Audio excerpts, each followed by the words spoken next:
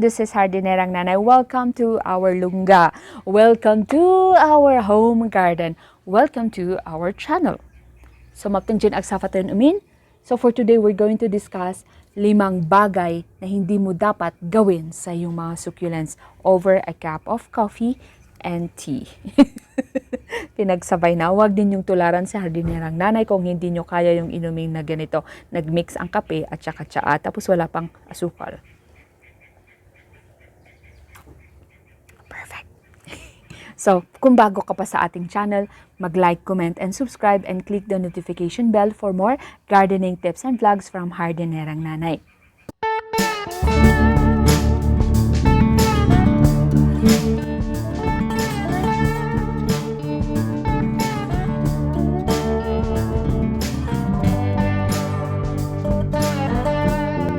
First one na hindi mo dapat gagawin sa iyong mga succulents ay overwater. Laging sinasabi ni Hardinerang Nanay, overwatering is the #1 killer of all plants. Yes, mga garden, totoo yan. Hardinerang Nanay, paano ba? Paano mo malalaman na overwatered yung succulents mo? Oh, by the way, when we say succulents, kabilang na dyan ang cacti. Because all cacti are succulents, but not all succulents are cacti. So when we are talking about succulents, kasali na dyan ang cacti. Okay, balik tayo dun sa tanong. Paano malalaman na overwatered yung halaman mo? When you are watering your succulents twice a week. You are killing your plants because you are overwatering them. Tuwing kailan ako magdidilig ng aking mga succulents? Once a week is good. Once a week is good as long as you have a good source of sunlight. I mean, yung succulents mo ay nakakatanggap ng 6 hours to 8 hours of sunlight. Tama? Tama. So, ganun yon. Yung watering natin ay nakadepende doon sa light ng ating mga succulents. Kung yung garden mo ay naka-full sun, wala siyang net, wala siyang greenhouse, okay, and then nakakatanggap siya ng 6 hours to 8 hours of sunlight every day, that is good already.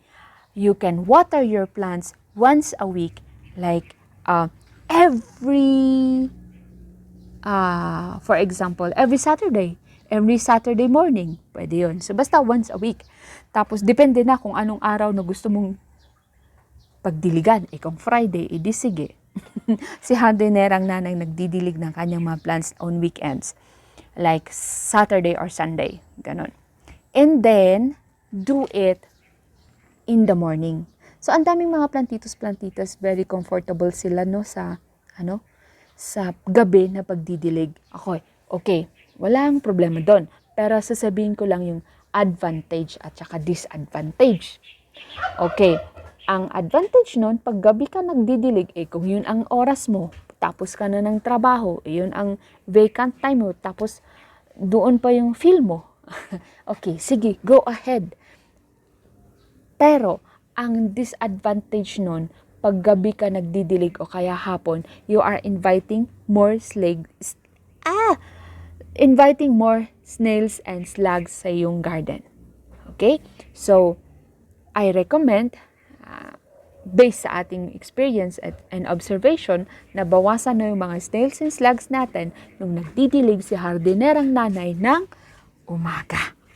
And then also, as I always recommend, yung bionet, pwede kayong gumamit nun around your garden or sa pots, sa paso, para mawala yung mga slugs and snails. And then also, advisable na when you buy new plants, succulents man yan, or any other house plants, change the soil. Kasi baka mamaya may baon na slugs and snails. Alright. And then, paano naman Hardinerang Nanay kung yung garden ko ay nakakatanggap lang siya ng morning sunlight, 4 hours of sunlight? Okay? Okay lang din na magdilig pa rin kayo ng once a week. Pero make sure that your soil is gritty. When we say gritty, may mga additional na pumice, perlite, vermiculite. Okay, o kaya yung mga lava rock. Diba? So, make sure that your soil is well draining. So, papaano naman hardinerang nanay? Yung parang dito sa Baguio na weather. 'Di ba? Hindi ko maintindihan parang kanina. Makulimlim, it's foggy.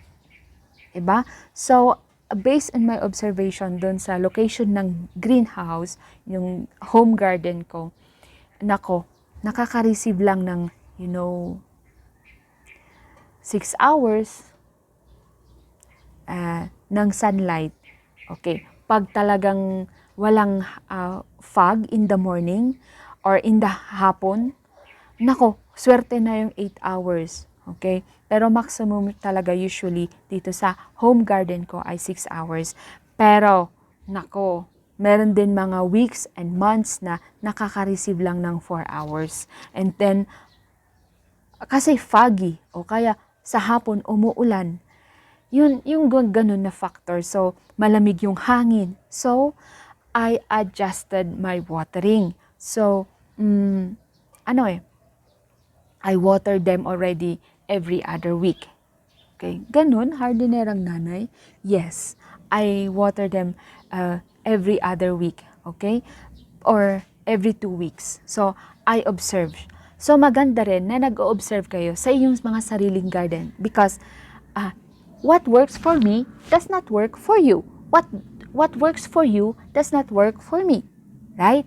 For example, sa lowlands, sa Manila, so ang daming mga mga collectors dyan sa Manila, sa lowlands, Mindanao, Visayas, na mga succulents. And they are very successful because they observe, they acclimate their plants to the weather, to the climate there, di ba? So, it's good. So, you have to observe. You have to experiment sometimes, okay? So, si hardinerang nanay, marami na rin experiment and mag-e-experiment pa yan in the future. Kasi marami pa akong kakaining bigas. Hindi dahil may YouTube ako, expert na ako. I'm just sharing what I observe and I experience and we learn together. Okay? Kung may mga suggestions kayo, may mga observations kayo, pwede rin naman kayo mag-comment. Diba? Pwede rin naman kayong gumawa din ng vlog. So, ako yung sa lowlands, sa Manila area, so may mga nagve-vlog na mga taga doon. So, nanonood din ako kasi, ganun pala yun. Yung ganun pa yung ginagawa niya. Diba? Kasi, we have to consider also the humidity. Diba? Parang sa Manila or sa lowlands, mainit yung hangin. So, it also affects our plants. Okay? Pero, one thing na na-observe ko na isa pa na hindi nyo dapat gagawin sa inyong mga plants ay you mist your leaves with water. Especially if you are in lowlands. Bakit? Why? It's not advisable na minimist mo siya yung leaves. Tapos hindi mo siya dinidiligan. Parang it does not make sense. Okay? So, ganon. Kanya-kanya tayong observation. Basta, ang masasabi ko lang, once a week of watering of your succulents is good. Every other week is good. Every 2 weeks is good. Okay?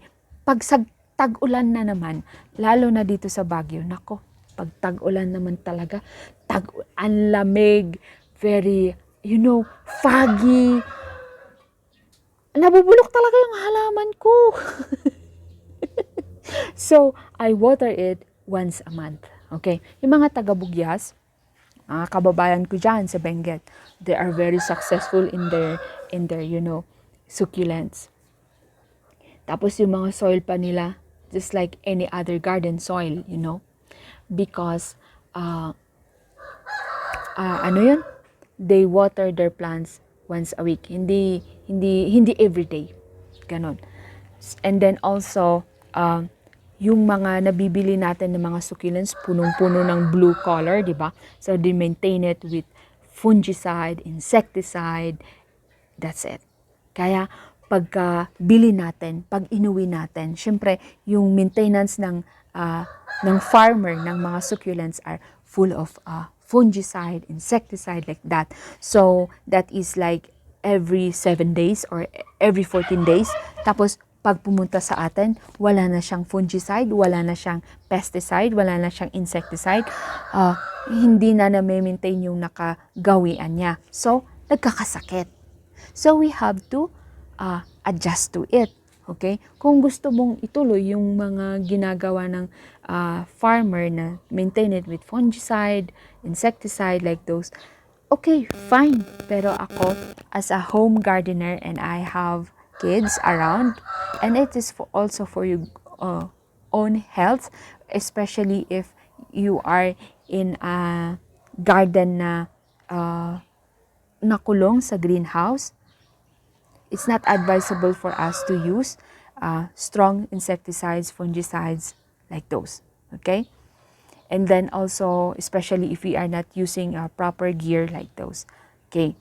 Sa Bugyas and other places like Atok, nako, yung garden talaga nila ng succulents, nako, ang lawak and it is open space. And then, naa-amaze ka lang talaga na, how did they do it? Paano nila ginagawa yun na very healthy yung plants nila na nasa labas lang? Diba? Nasa ganyan lang.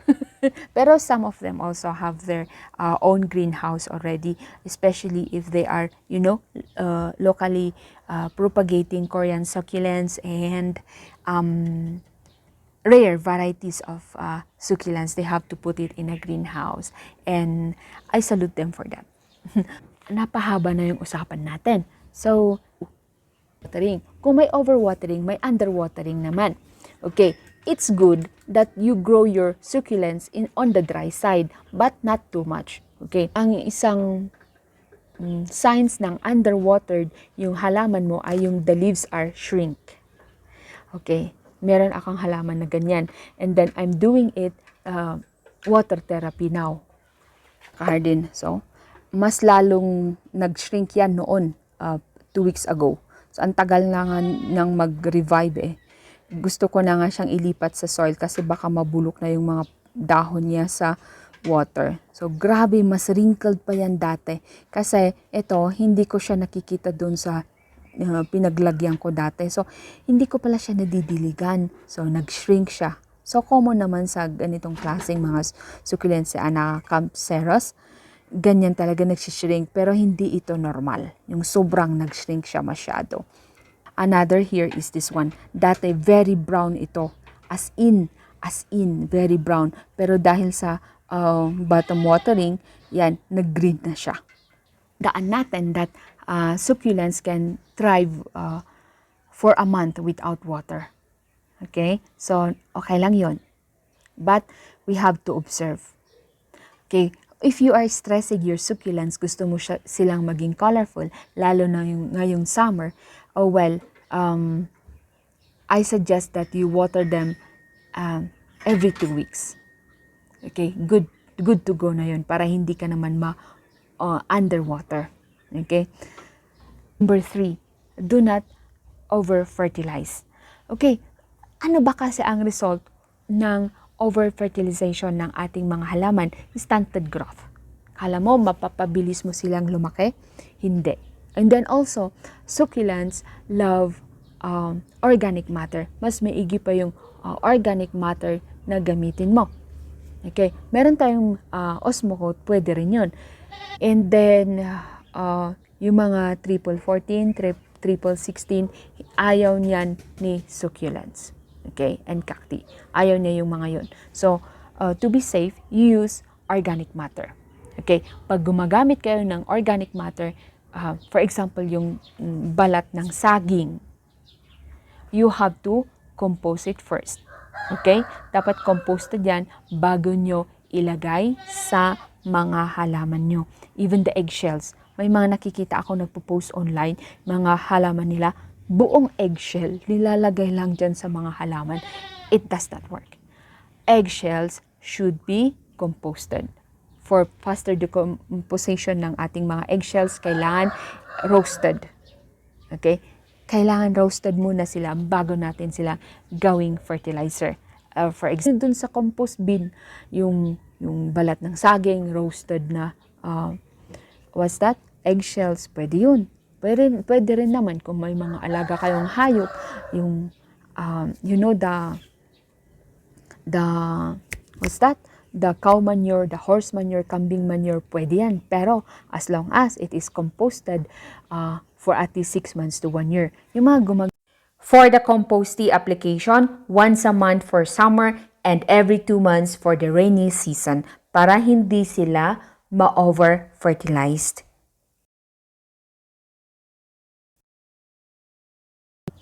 And then, number 4, huwag ninyong ilagay sa loob ng bahay ang iyong mga succulents.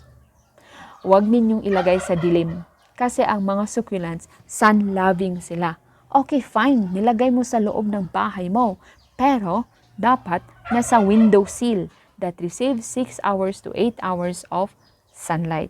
Kaya, sige, 4 hours of sunlight. Sige, pwede. Basta nasa loob, nasa bintana mismo o kaya malapit sa bintana. Ito yung bintana, nandito lang siya. 'Di ba? So, kasi naturally they are sun-loving plants. Okay? And then also isang cause nun na naghahanap yung succulents mo ng araw ay elongated yan. Teka, napagate ko siya, nilagay ko lang doon sa low light. Nakalimutan ko na siyang ilipat sa mas mahabang sunlight. So, itong nangyari, mas mahaba. Okay? So, we have to be careful when kahit na gustong-gusto mo siyang gawing indoor plant, hindi talaga pwede. Indoor plant siya, pero ilagay mo naman doon sa area na nakaka-receive ng 6 hours to 8 hours of sunlight. And then, number 5, do not just use any other soil. Okay, yung mga houseplants natin, yung mga succulents natin, kailangan nila ng gritty soil. Okay? May mga mixtures tayo dyan na to make your soil gritty. Okay, since yung mga succulents natin ay nangangailangan talaga sila ng organic matter, gumamit kayo ng composted leaves. Alright, and then also, just like we have here the alnos leaves, and also pag nasa lowlands, maraming mga tibig or mga wild fig, pwede yun, mga composted na leaves nun. And then also, we have the carbonized rice hull. Importante yon sa ating soil mix. Okay, as long as your purpose or your aim is to have a gritty soil or well-draining soil mix. And then, you will have a healthy succulent. Okay? At mga garden, magre-review lang tayo yung mga 5 bagay na hindi mo dapat gawin sa yung mga succulents. Overwatering, underwatering, over-fertilizer, huwag mong gagawing indoor o kaya huwag mong itago sa dilim. And then, do not use just any other soil. Okay, so, kung may mga iba pang mga katanungan, mag-comment lang down below and then we will try our very best to answer. And then, I want to thank each and everyone for watching our videos. And so, click the notification bell for more gardening tips and vlogs from Hardinerang Nanay, Ti Enog, Kabasan Muan.